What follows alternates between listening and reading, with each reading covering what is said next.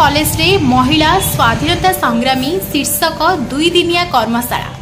स्वाधीनता परठारु आज पर्यंत जना एवं अल्प जना ओडिशार महिला स्वाधीनता संग्रामी शीर्षक 2 दिनिया जातीय कर्मशाला भारतीय इतिहास गवेषणा परिषद आनुकूल्य रे जेकेबीके सरकारी महाविद्यालय परिसर रे उद्घाटित हो जाइछि। कर्मशाला रे मुख्य अतिथि भाव में महांगा विधायक शारदा प्रधान, भारतीय इतिहास गवेषणा पक्षरु डॉक्टर प्रवीण कुमार शर्मा, डॉक्टर विनोद कुमार, ब्रह्मपुर विश्वविद्यालय पूर्वतन विभागीय प्रोफेसर आरसी मिश्र, जातीय प्रतिरक्षा एकाडेमी अवसरप्राप्त प्रोफेसर मिश्रंगर तथा भारतीय इतिहास गवेषणा परिषदर कार्यनिर्वाही सदस्य प्रोफेसर हरिहर पंडा अतिथि भावे जोगदे नारी स्वाधीनता संग्रामी मानकर जातीय आंदोलन, सामाजिक उत्थान और नारी जागरण प्रति विशेष अवदान उपरे आलोकपात करथिले।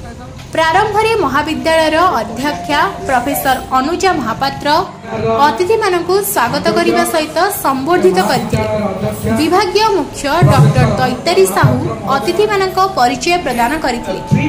अध्यापक डॉक्टर बिरंची नारायण पति धन्यवाद अर्पण करथिले। अध्यापक समीर कुमार राउत एही जातीय कर्मशाला को परिचालन करथिले।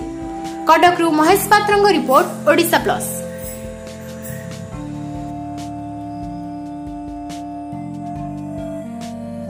एटा हूँ गोटे जातीय सेमिनार कार्यक्रम। एठी known and lesser known women freedom fighters of Odisha से मानक विषय रे हमर एठी आलोचना हबो। आलोचना पाठरे बा चक्र बहुत आमर ओडिशार बहु महिला माने जो माने जातीय स्वाधीनतार परिप्रेक्षी रे सेमानकर अवदान अतुलनीय थिला, किंतु सेमानकु हमर पाठ्य पुस्तक विषय भीतर को आमे आनी पारि नहु। तेणु एटा गोटे सुजोग से मानक विषय रे आमे तर्जमा करी लोकलोचन को आनिबा, लोक पिला मानक पाठ पठनीय विषय भावे आमे उपस्थापन करिबार एटा होची हमर प्रयास। तेणु एई सेमिनार को हमर महांगा विधायक मान्यवर शारदा प्रसन्न प्रधान मुख्य अतिथि भाव आसीथिले। आ ब्रह्मपुर यूनिवर्सिटी प्रोफेसर रामचंद्र मिश्र आसीथिले। एनडीए नेशनल डिफेन्स एकेडमी पूर्व अध्यापक प्रोफेसर हरिहर पंडा मुख्य वक्ता भाव उपस्थित थे।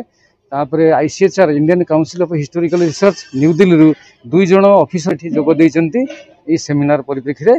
तेणु कार्यक्रम सुंदर भाव परिचालित होला एवं मुख्यतः जो विषय पाठ्य विषय वस्तु अच्छी से अनालोचित महिला मानकर जो अवदान रही आमर स्वाधीनता परिप्रेक्षी रे पृष्ठभूमि रे सेमानकु आमे लोकलोचन को आनी एक विषय वस्तुर को स्थान भाव स्थानित करबा होची आमर प्रयास।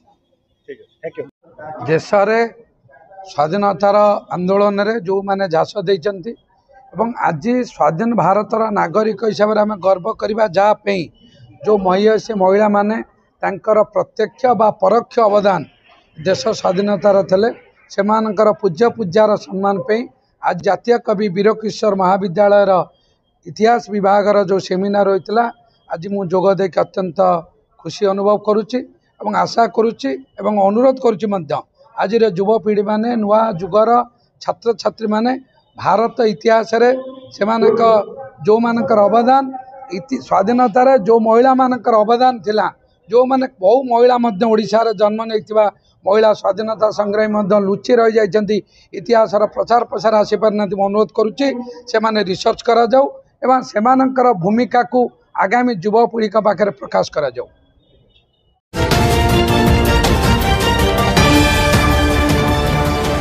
ओडिशा प्लस खबर ही।